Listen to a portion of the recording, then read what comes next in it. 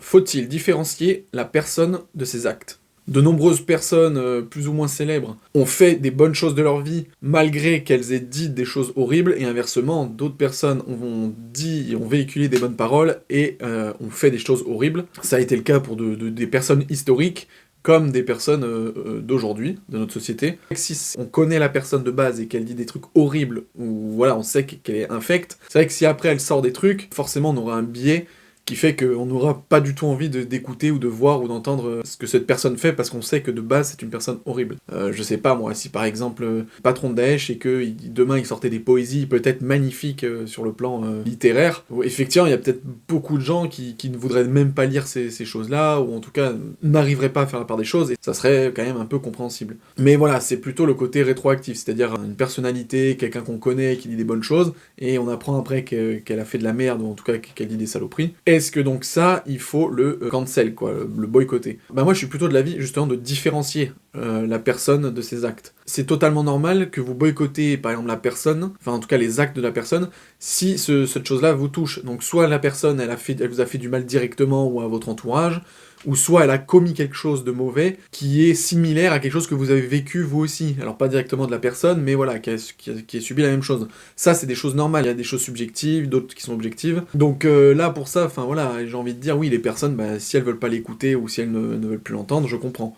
Mais il faut arriver à prendre du recul, c'est comme le tribunal. Pour un viol, par exemple, quelqu'un qui viole une personne, si vous êtes le père ou la mère de l'enfant qui se fait violer, vous aurez qu'une envie, c'est de buter littéralement le violeur. Et vous serez presque même, j'ai envie de dire, en droit de penser comme ça. Vous aurez même envie que le tribunal accepte limite la peine de mort. Enfin, pour la plupart des gens, on serait content, on voudrait le tuer soi-même. Maintenant, mettons-nous à la place du père ou de la mère du violeur. On serait choqué par ça et on se dirait, mais intérieurement, mais quel con, pourquoi il a fait ça, quelle horreur.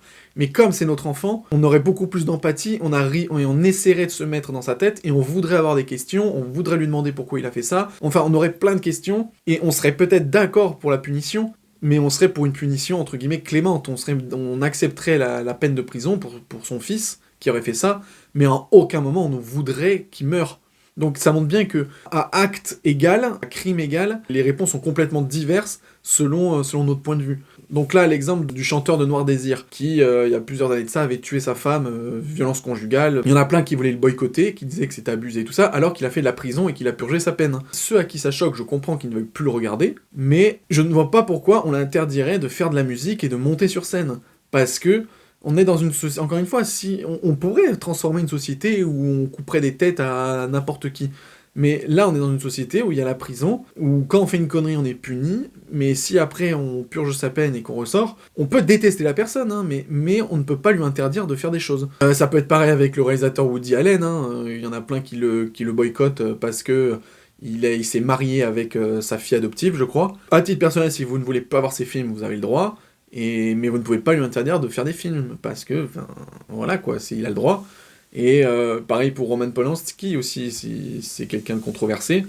En fait, c'est au bon jugé de chacun. Regardez tous les acteurs, par exemple, là, le mouvement MeToo, avec tous les acteurs qui ont été mis dans la sauce parce qu'ils ont fait des conneries, et ils méritent leur punition. Moi, ça ne m'empêchera pas de revoir ces films, et de réapprécier les films, et même de réapprécier les personnages que ces acteurs ont joués. Encore une fois, si c'était quelque chose qui me touchait personnellement, je suis sûr que je ne voudrais plus les voir non plus. Mais, vu que du coup j'ai un point de vue qui est plus objectif, parce que ces choses-là ne me touchent pas directement, moi, ça ne me gêne pas. En allant même dans l'exemple ultime, le point Godwin, ça serait par exemple les tableaux d'Adolf Hitler, qui avait fait des tableaux de peinture. Pareil, la qualité, on s'en fout, c'est subjectif, on aime ou on n'aime pas, mais moi, je m'en foutrais complètement de savoir que des gens aiment ces tableaux et voudraient les entreposer ou les acheter, enfin... Parce que, et en plus, énormément d'artistes le disent, que ce soit des réalisateurs, des acteurs, ou même des peintres, ou même des musiciens, leur art, il ne leur appartient plus du moment qu'il est donné au public. Quelque part, le public s'approprie les œuvres des artistes.